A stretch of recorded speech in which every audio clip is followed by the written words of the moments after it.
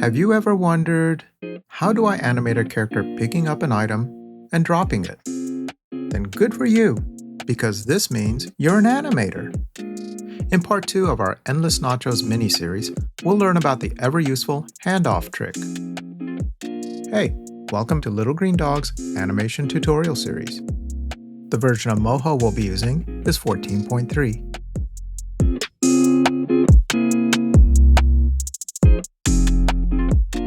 So, what is the handoff trick? I don't think there's an official term for it, but handoff trick is what I call the technique I use to animate a character picking up and dropping items. In many 3D programs, this is done by constraining one item between two items, and then keyframing the weighting from one of those items to the other. Because the shifting of the weight can be gradual, the transfer of the item, or handoff, can appear smooth and seamless. Unfortunately, Moho doesn't have this option.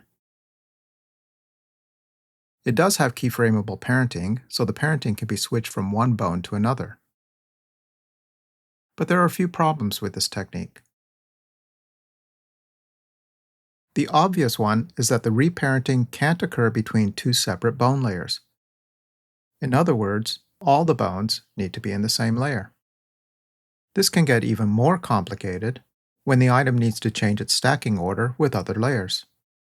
Additionally, because the parenting keyframe in Moho is binary, that is, it's either on or off and not gradual, it's harder to control the smoothness of the handoff.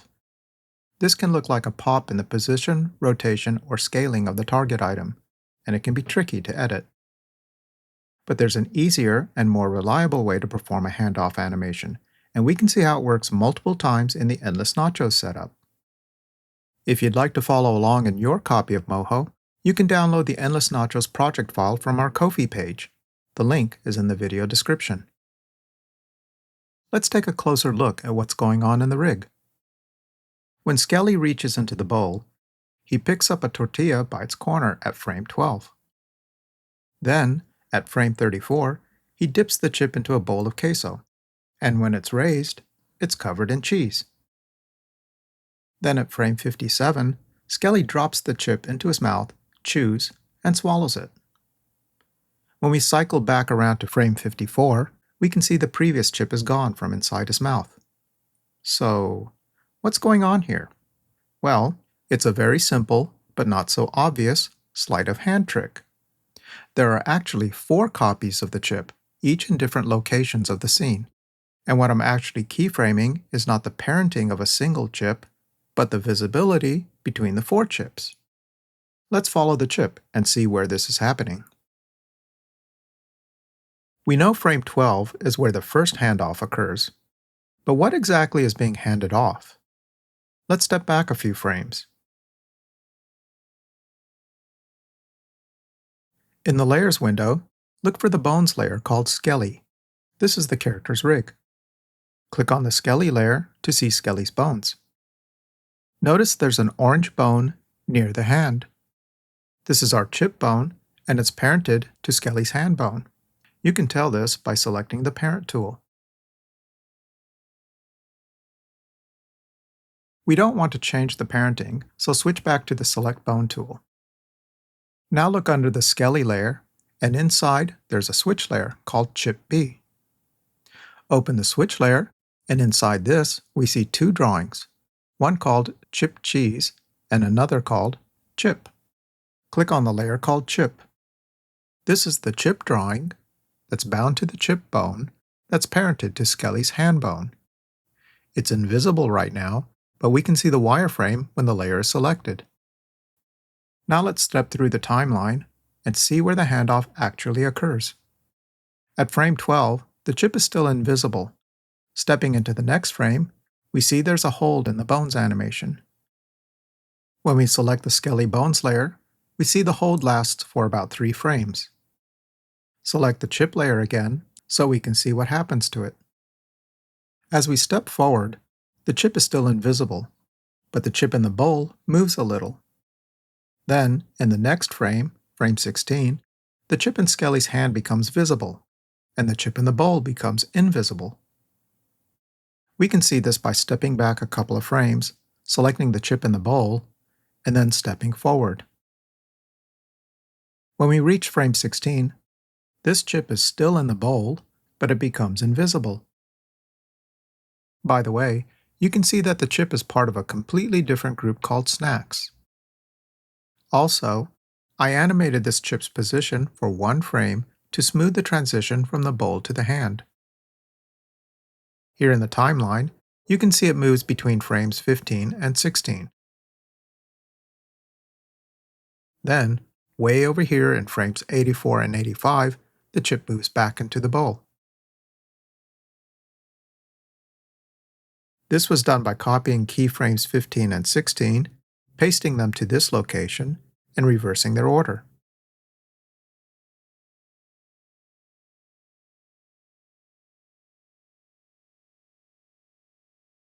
Let's move forward to the next handoff, when the chip is dipped. See how the chip has no cheese on it before it's dipped, and then it's covered in cheese when it's raised. This is an easy one. I have a duplicate drawing of the chip inside the chip B switch layer that's covered in cheese, and I'm just switching to that chip. Let's move to the next handoff, which is when Skelly eats the chip. And that happens right here at frame 57. In this frame, I'm hiding the chip B switch layer and revealing the chip inside Skelly's mouth. When I alt-click on that chip, we can see this drawing is called chip C, and it's located inside the open mouth drawing group inside the mouth switch layer. And somewhere around here, chip C becomes invisible, and the animation cycle ends. So, no reparenting was necessary. It was just showing and hiding 4 chip drawings at the right time. Remember Apple Cat? I used this trick to animate the handoff of the apple from the tree branch to Apple Cat's paws. When I made that cartoon, I didn't want to spend more than a day animating it. And this simple trick helped me stay on schedule. I just hid the apple attached to the tree, and then I revealed the one attached to Apple Cat. Okay, so now that we know what's going on, let's look for the visibility keys for the chip layer. Select the chip layer and wait a minute, there's no visibility keyframe here. It looks like the switch layer is hidden. It must be there, right? Nope, no keyframe there either. How about chip A? Chip A disappears, right? But when I click on it, there's no visibility keyframe on this layer either. So what's going on here? It's another trick. I'm switching the layer visibility using this smartphone dial called Chip Switch. This setup allows me to switch between all 4 items from a single controller, which is much easier than keyframing them on and off in separate layers. Pretty cool, huh? Now, we haven't talked about smartphones yet, and it's a big topic, so let's save that for the next tutorial. Before we move on, I need to make some changes to our lesson plan. In the last episode, I said Part 4 was going to be about daisy-chaining smartphones, but what I meant to say was nesting smartphones, which is a totally different technique. So here are the updated topics for this mini-series. In the next tutorial, Part 3, we'll learn about smartphones and nested smartphones, followed by Part 4, a lesson on using the scatterbrush tool. I know, now you're wondering, what the heck is daisy-chaining smartphones? That's a very good question. And I'll answer it in another tutorial. Right now, I hear music, and you know what that means. I want to thank all our supporters who donated or purchased something from our Ko-fi page.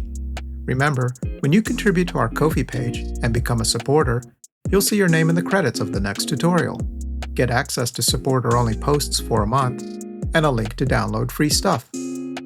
Until next time, thanks for watching, stay safe, have fun, and I'll see you soon.